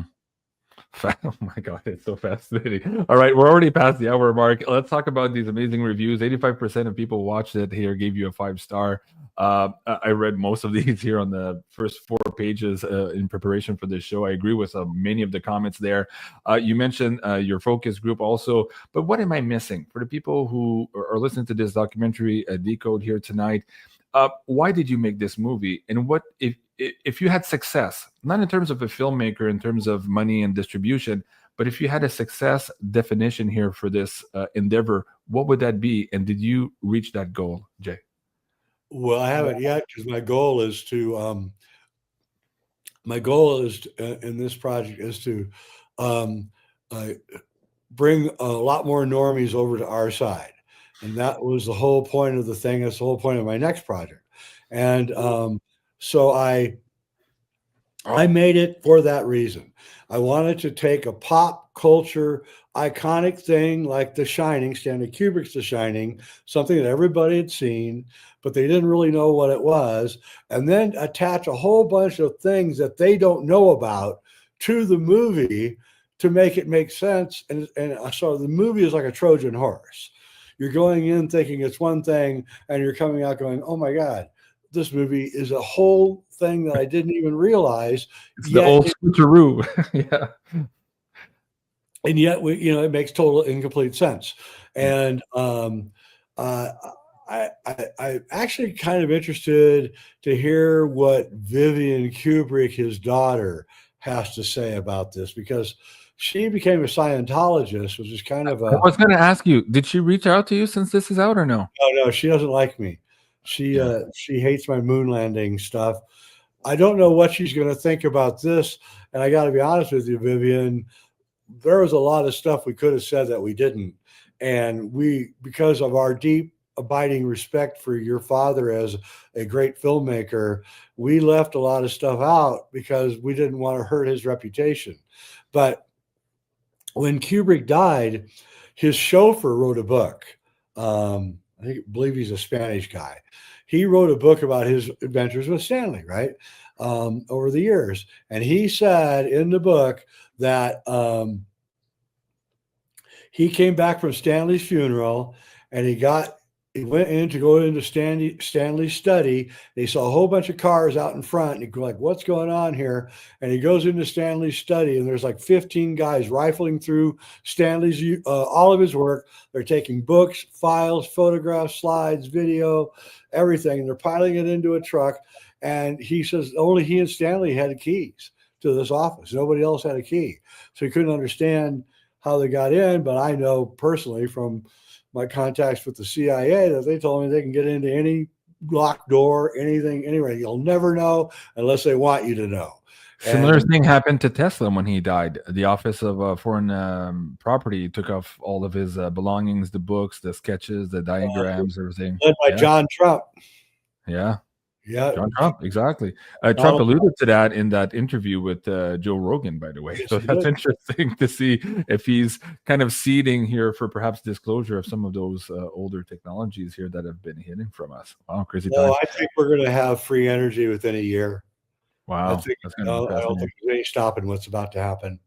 Okay, so guys, if you want to help me helping Jay reach his objective here of bringing more normies to our side here and contributing to this mass awakening, of course, you can go to beyondmystic.net/Kubrick. There you'll see the links to both of the documentaries available now. And Jay, you were saying also people were asking about Canada earlier into the show. Will this be available on Vimeo also, perhaps for Canadians soon? Yeah, it'll be about a week or so. I'm putting it up on Vimeo, and you'll be able to see it. You can't see it on Apple TV, I believe. Yeah. And yeah, I want to get our friends in Canada to see it because of the big, huge, MK Ultra operation that went on there at Dr. Cameron and McGill University and the whole thing. And it's really important that Canadians understand they were a big part of the whole MK Ultra operation. They don't even know it. And And then a lot of the Laurel Canyon singers were Canadian. What's her name? Joni Mitchell, Neil Young. Whole strange stuff. So guys, check it out, beyondmystic.net/Kubrick. You'll see all the show notes and the links for tonight's episode, including the links to purchase or rent the documentary from Jay. You can find that, of course, also here on prime.com if you're on the American side of the audience members. Jay, something else too. You mentioned that this is leading into your next documentary, and this is going to be maybe a 1-2 punch here in that same objective of yours. Can you give us hints as to what that next documentary might be? Well, it's going to be, hopefully, it will be the pilot to a series. I'd like to do 4 or 5 seasons of alchemy, the plasma universe, and really show the normies a scientific explanation for the paranormal. Which is what this is going to be. It's going to have Robert Temple in it, Andrew Collins, a lot of big names. A lot of people have already agreed to be in it.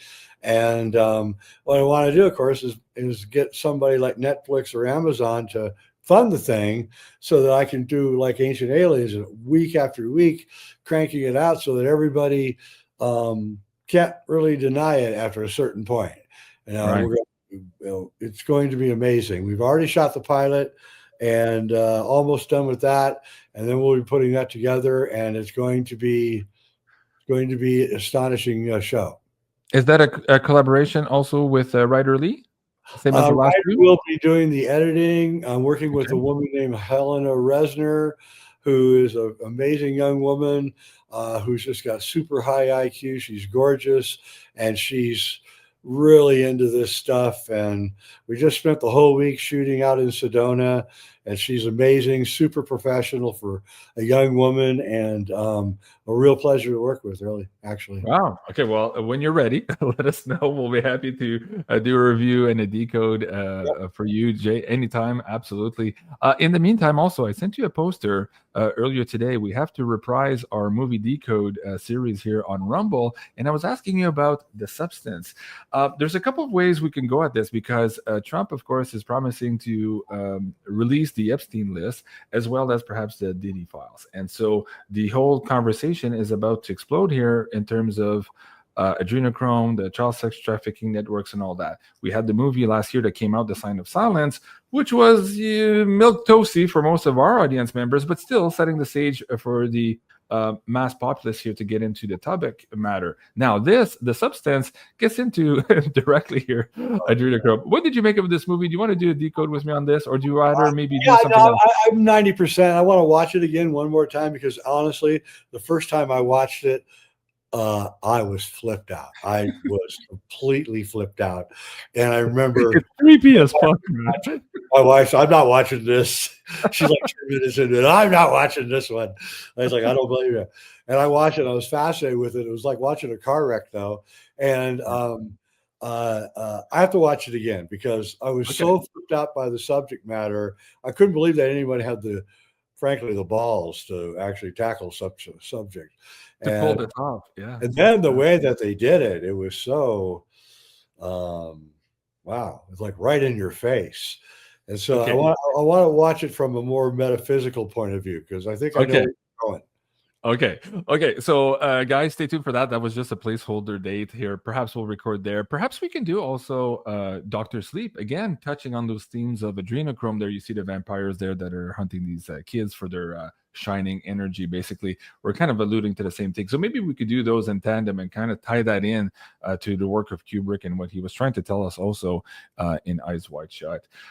Jay, before we go, I want to invite the audience members also to come and join you and your work here on the Reality Check on YouTube. Any new interviews coming up here? I see also that you reposted the Dark Alliance trailer. Do you want to quickly talk about that for the audience members who haven't seen that yet? Oh, yeah. What's going on there? Yeah, my good friend Darcy Weir, a Canadian filmmaker, did a film about Corey Goode and David Wilcock called Dark Alliance, and I'm in it. And Leon Kennedy's in it, and Jordan Sather's in it, and it's really pretty good. And it kind of shows you the dark underbelly of the UFO movement and how we get manipulated by our own MK Ultra programs. He doesn't mention MK Ultra, but I put that in. But so, you know, it's a really good movie, and everyone should go see it because it kind of puts a period at the end of the Corey Good, David Wilcox sentence. And I think their careers are over. Thank you, Darcy. Well, at the same time, we're getting more and more disclosure, what appears to be leading up to real disclosure. So at some point, some of this fakery has to go. It's going to make way to the real stuff. And if you look at the WebBot data also coming up in the next month or two, we're seeing more and more contact individually. Again, real stuff is going to come out here. So we won't need so much of the fantasy world filling in the gaps, so to speak. So I think that's very encouraging moving forward. If I can make this work, also, I talked to Cliff and Jordan Sather the other day. We're trying to put this show together for you guys here too. So don't, there's no date yet. I'm trying to organize this. They both said yes, but it's a matter of finding the schedule and the time to do it. But yes, we're going to be fighting blue chickens with you guys here very soon. So stay tuned for that poster on our social media page. Jay, last words of wisdom before we go here tonight. Anything else giving into this crazy, wacky world of ours? We seem to have a positive uptick here since the last election. Feels like we just came back an inch away here from the precipice of how do I call it? The abyss, maybe. But still, there's a cautious optimism here. There's a lot of hurdles to be fought. And as a few people have been saying since the election, the fight has only just really begun now. The work really needs to begin right now. So your words of wisdom on how to navigate all of this moving forward. Yeah. So, I mean, it's probably the most optimistic I've been in probably my whole life.